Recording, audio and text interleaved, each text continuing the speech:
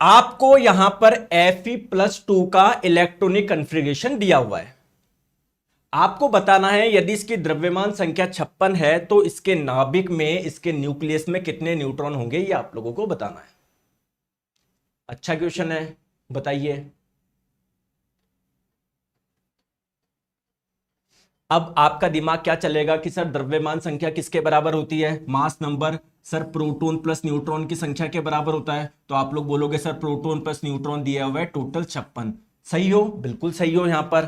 अब आप लोग बोलोगे कि अगर मुझे कहीं से प्रोटॉन की संख्या पता पड़ जाए तो मुझे काम हो जाए। अब आप लोग सोचोगे टोटल इलेक्ट्रॉन कितने हैं? पहली कक्षा में 2, दूसरे में 8 और 2 10 और 14 24। तो आप लोग सोचोगे जितने प्रोटॉन होते हैं उतने इलेक्ट्रॉन होते हैं, तो यहां पर आप लोग 24 रखोगे। 24 प्लस न्यूट्रॉन बराबर 56। फिर यहां से आप लोग न्यूट्रॉन का मान निकालोगे, जो कि गलत हो जाएगा।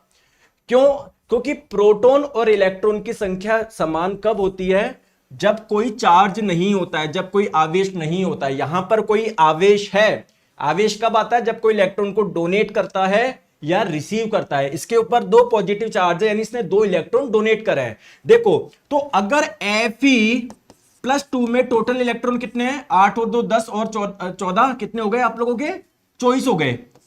अगर मैं सिंपली Fe में पूछूं, आयरन में पूछूं, मैं इसमें टोटल इलेक्ट्रॉन कितने होंगे?